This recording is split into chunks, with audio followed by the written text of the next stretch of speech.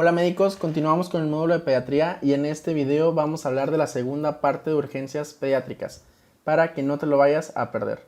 Te invito a que formes parte de nuestro grupo de estudio para el ENAR 2020 y el link de este grupo lo vas a poder encontrar en la descripción del video. No olvides seguirnos en nuestras redes sociales y compartirnos con algún amigo médico que vaya a presentar el ENAR. Soy el Dr. Triviño y comenzamos.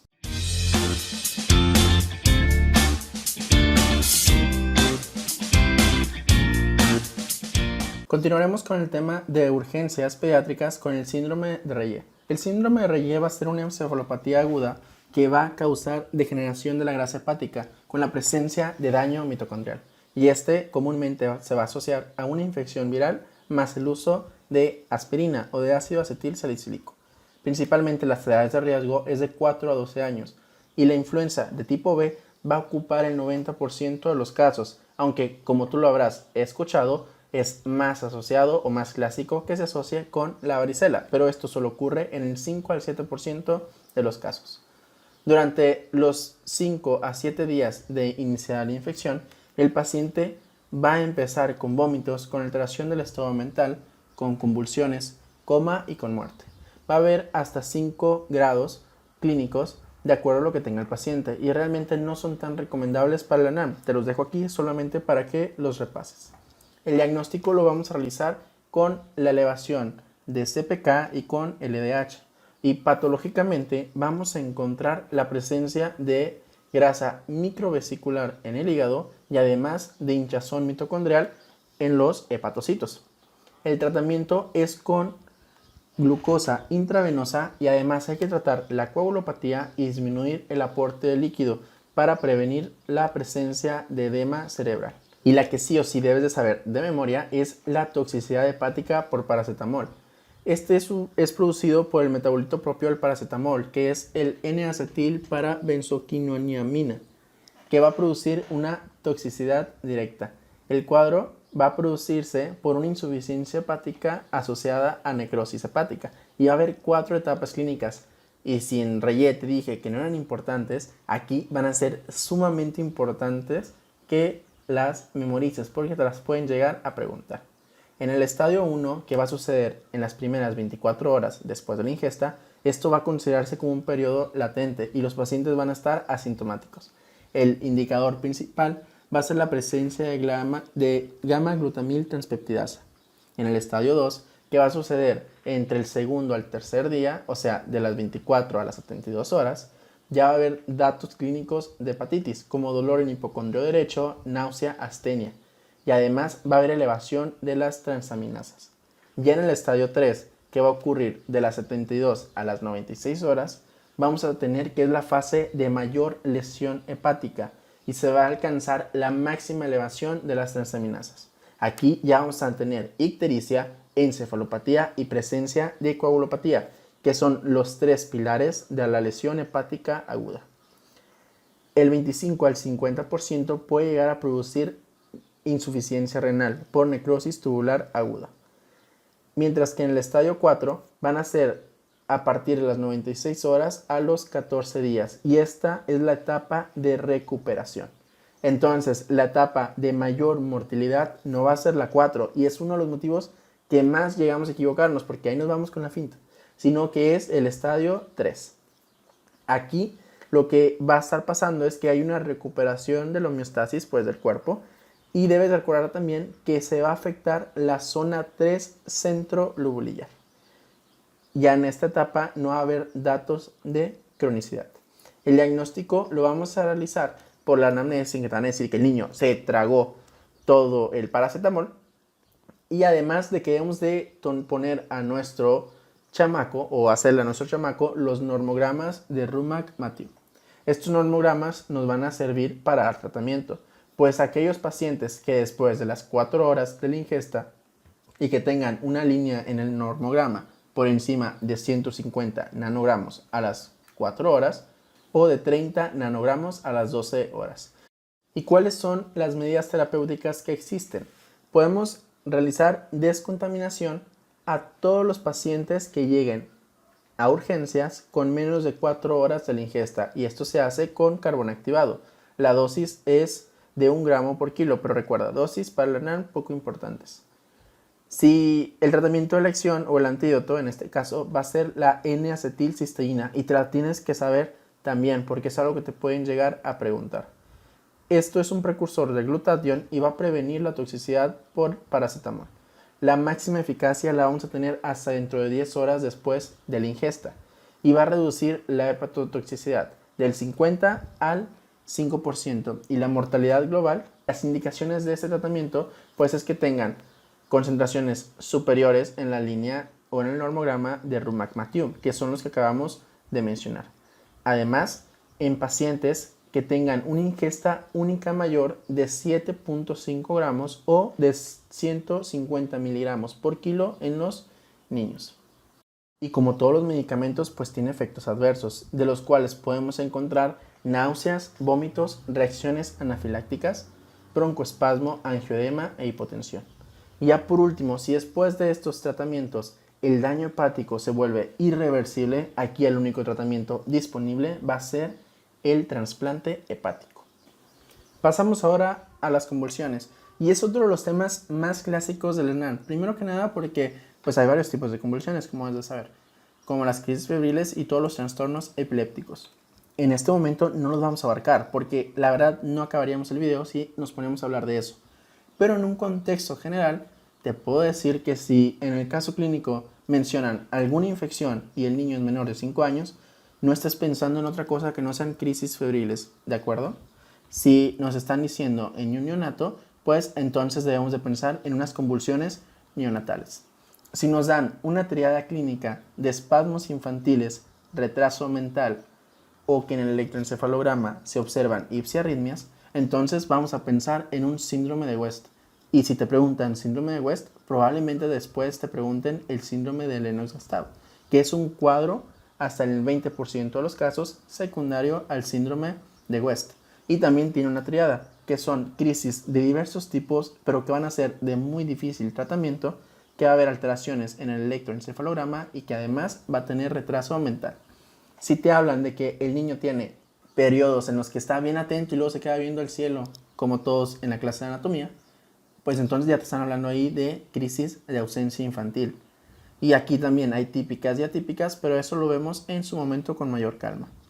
Mientras que si te hablan de una epilepsia que ocurre al despertar o de crisis convulsivas que ocurren al despertar y que principalmente suceden en los miembros superiores, entonces están hablando de la enfermedad de Jans o la epilepsia mioclónica juvenil. Pero si te dicen que tiene las crisis convulsivas de predominio nocturno, entonces podemos estar hablando de una epilepsia rolándica o de una epilepsia parcial benigna con puntas centrotemporales. Una vez aclarado todo esto, pues entonces vamos a pasar con nuestro manejo agudo.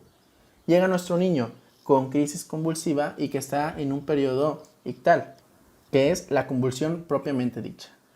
En los primeros 10 a 20 minutos vamos a agregar el tratamiento farmacológico de primera línea, en donde tenemos al diazepam o al lorazepam. Si nuestro paciente después de esto continúa convulsionando, entonces debemos de agregar fenitoína a dosis de 20 miligramos por kilo. Recuerda, no es tan importante las dosis, pero es importante para que me comprendas lo siguiente, porque si después de este segundo paso el paciente sigue convulsionando, entonces ahora tenemos que agregar un anticonvulsivo de segunda línea, en donde tenemos nuevamente a la fenitoína, que vamos a agregar una dosis extra, que son 10 miligramos por kilo, adicionales a la dosis que acabamos de dar. O sea, nos va a dar una dosis total de 30 miligramos por kilo previamente dada.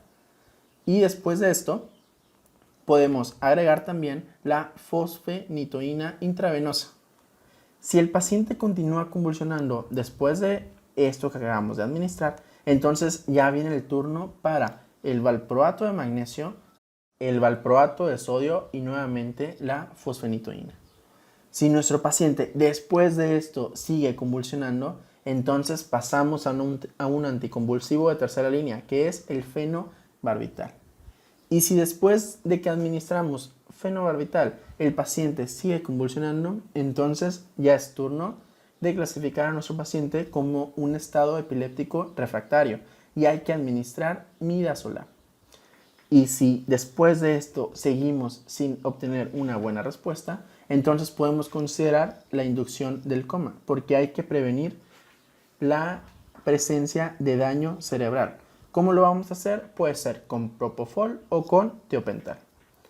En cualquiera de estas situaciones, si nuestro paciente deja de convulsionar, debemos de valorar, porque recuerda, estamos en un momento agudo, debemos de valorar si el paciente no cumple con criterios de hospitalización, en los cuales incluimos a los menores de 1 año, que tengan un Glasgow menor de 15, que tengan afectación del estado general, que tengan datos de hipertensión endocraniana, meningismo, que la crisis convulsiva haya durado más de 15 minutos de duración o que tenga una recurrencia de la crisis en las primeras 12 horas.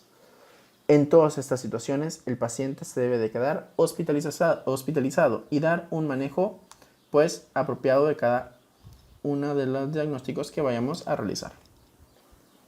Otra de las complicaciones que también te pueden llegar a preguntar es la cetoacidosis diabética.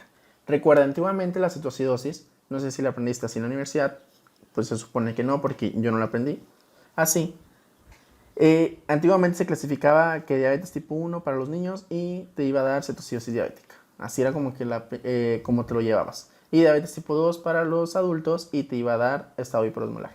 La realidad es que debes de tener en consideración que ambas complicaciones pueden ser para ambas patologías, tanto diabetes tipo 1 como diabetes tipo 2. Y te lo digo que lo consideres porque he visto casos en los simulacros que yo estaba realizando cuando presentaba para la ENAM, que te trataban de confundir y te ponían cetoacidosis diabética en los adultos, para que no se te vaya a olvidar. En un contexto general, recuerda, la diabetes tipo 2 es la más frecuente, hasta el 90% de los pacientes a nivel mundial van a tener diabetes tipo 2. Pero en la población infantil va a ser más frecuente la diabetes tipo 1, algo que va a cambiar, estoy casi seguro, dentro de los próximos años. Si no es que ya cambió y estoy muy mal informado. ¿Por qué? Porque actualmente ya tenemos muchos niños que tienen sobrepeso. Es algo trágico, es algo que debemos todos de tratar de evitar y que cuando estamos con algún paciente que tenga un niño, pues tratar de decirle, ¿no? A los papás, no al niño, el niño no sabe. Decirle a los papás que ellos, el único legado que le están dejando a ese niño es un montón de enfermedades. Pero bueno, vamos a continuar. Después de esta breve introducción de los dos tipos de diabetes, vamos a centrarnos directamente sobre la cetoacidosis diabética. Las causas pueden ser múltiples, ya sea que haya abandonado el tratamiento de insulinoterapia, que tenga malos hábitos dietéticos, o sea, que deje de comer mucho, que coma mucho, cosas así, que haya sufrido algún traumatismo, que haya sufrido alguna infección, que esté recientemente posoperado, que esté la paciente embarazada o que tenga alguna endocrinopatía asociada. Clínicamente, los pacientes van a presentarse con náuseas, vómitos, dolor abdominal y este dolor tiende a ser epigástrico y es uno de los síntomas cardinales dentro de la cetoacidosis diabética.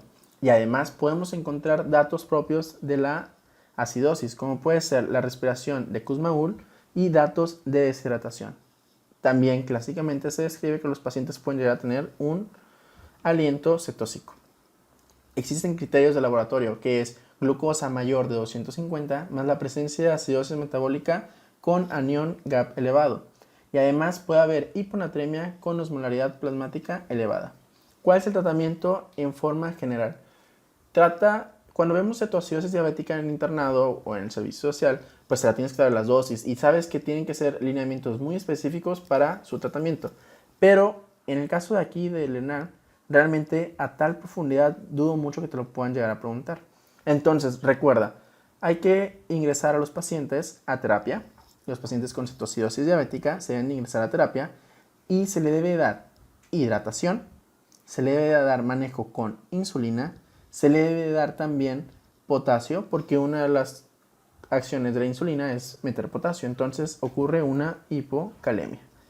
Y también debemos de valorar la administración de bicarbonato, algo que está últimamente muy discutido porque se refiere a que tienen que tener un pH menor de 6.9.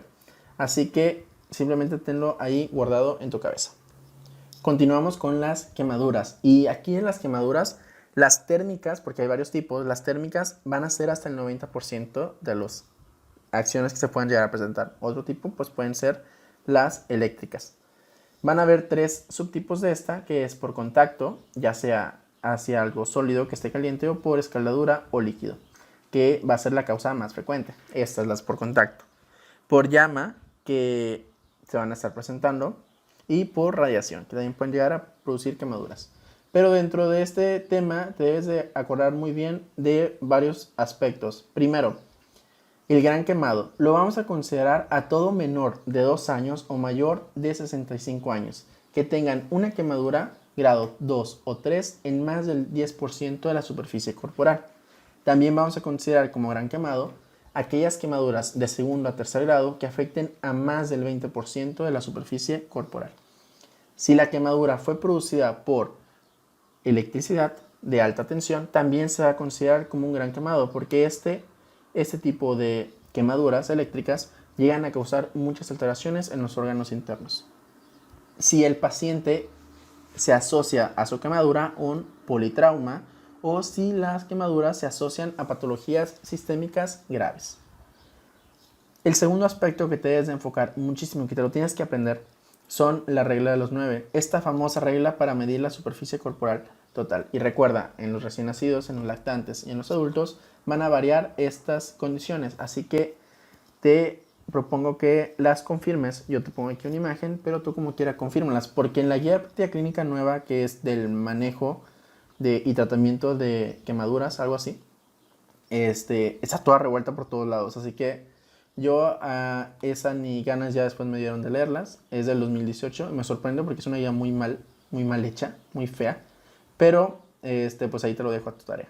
Va a haber grados, como los he comentado, grados de quemaduras, y el primer grado va a ser aquel que solo afecta a la epidermis. Vamos a tener que el paciente va a tener un eritema superficial, que puede haber la presencia de una piel seca con dolor, y que este tipo de quemadura va a durar solamente una semana. El grado 2 lo podemos subdividir en 2 subtipos.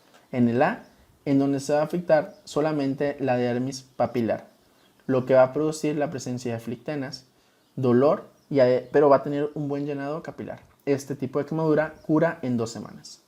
Mientras que el grado B va a ser aquel que afecta la dermis reticular.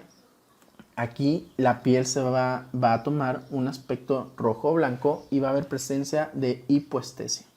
Quiere decir que no van a sentir dolor. ¿Por qué? Porque se quemaron las terminaciones nerviosas. Va a curar en 3 a 4 semanas, y si no pasa eso, puede que se llegue a infectar y profundizar. El grado 3 va a afectar a toda la piel, en lo que significa que va a estar totalmente anestésica, que no siente nada de dolor. La piel va a estar inelástica y ya no va a epitalizar. Mientras que el grado 4 van a ser aquel daño de estructuras profundas, en donde se incluyen fascias musculares e incluso tejido óseo. Y claramente este tampoco va a epitalizar. El tratamiento aquí pues va a ser de urgencia, va a ser el control de la vía aérea. Hay que detener el proceso de la quemadura y establecer un acceso intravenoso, porque el tratamiento lo vamos a dar en 2 etapas. Pues el ABCD, que es lo que les acabo de mencionar, y de forma secundaria pues hacer una buena historia clínica, realizar un examen físico de la quemadura y además el tratamiento básico inicial. Ese tratamiento lo vamos a dar con líquidos y se van a hacer intravenosos, preferentemente con Ringer lactato. El gasto urinario meta es otra de las preguntas clásicas que te pueden llegar a hacer. En los adultos va a ser de 0.5 a 1 mililitro por kilo por hora. Y en pacientes menores de 30 kilos, el gasto urinario que buscamos es de 1 a 2 mililitros por kilo por hora. La fórmula que debemos de recordar, porque te la pueden llegar a preguntar, la fórmula de Parkland. Esta fórmula significa que se va a hacer una reposición de líquidos a 4 mililitros por kilo por superficie corporal quemada. Estos líquidos los vamos a administrar la mitad de todo lo que le calculamos en las primeras 8 horas y el resto en las siguientes 16 horas, o sea, en las 24 horas que de nuestro paciente. También debemos de dar profilaxis para evitar las úlceras por estrés, y estas se van a dar con omeprazol. Un dato muy importante y que se está poniendo mucho de moda en el ENAM es el abuso infantil, y en el paciente pediátrico hasta el 6 al 8% de las quemaduras que van a ocurrir en niños menores de 3 años no van a ser accidentales, y es por eso que se deben de buscar los signos de abuso. Cerramos este tema de urgencias pediátricas con la patología de escroto agudo. El primer tema que vamos a hablar es la torsión testicular. Aquí vamos a tener un cuadro agudo y que va a ser más frecuente en la niñez tardía o en la adolescencia temprana.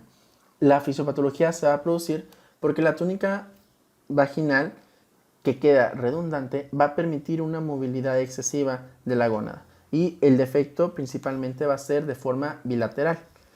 Y esto es importante que lo recuerdes por su cuestión del tratamiento. Clínicamente ocurre un dolor agudo e intenso que va a ser de inicio brusco e irradiado a la región inguinal. Además puede asociarse a cortejo vegetativo y de síntomas gastrointestinales como náusea o vómito.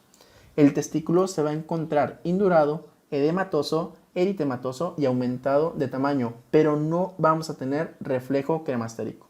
Además, va a haber presencia del signo de Pren que va a ser positivo, que al momento de que tú elevas el teste con el dedo se va a producir el dolor. El tratamiento es la cirugía de urgencia, pues hay que hacer una extorsión quirúrgica. Si después de esta extorsión el teste es viable, se va a proceder a la orquidopexia. Y si no es viable, pues hay que retirar ese testículo y la operación que vamos a hacer es una orquiectomía. Si es menos de 6 horas de la torsión, se dice que aún es viable. Y esta orquidopexia se debe de hacer de los dos lados. ¿Por qué de los dos lados? Porque como te comentaba al inicio, los defectos son bilaterales, lo que significa que si ya arreglaste un testículo y no arreglaste el otro se puede llegar a torcer también. La torsión del apéndice testicular o del hidradite es la causa más frecuente de dolor agudo de los 2 a los 11 años. El dolor no va a ser tan intenso como en la patología anterior, pero sí va a ser gradual y además va a haber dolor a la palpación del polo superior. Clínicamente vamos a ver la presencia de reflejo cremastérico, una forma de hacer el diagnóstico diferencial con la torsión testicular, y además clásicamente va a haber la presencia de una mancha azul en la piel escrotal. Esto no es muy común que se produzca, así que cuidado, en tu caso clínico puede no venir. El diagnóstico va a ser clínico y se va a realizar con Doppler para valorar la velocidad del flujo. Y el tratamiento va a ser reposo con analgésicos. Aquí no se debe de operar al paciente porque también te lo pueden llegar a preguntar para hacer que te confundas. La epididimitis, por su parte, es la inflamación del epididimo y va a ser causada por un flujo retrógrado de la orina por el conducto deferente.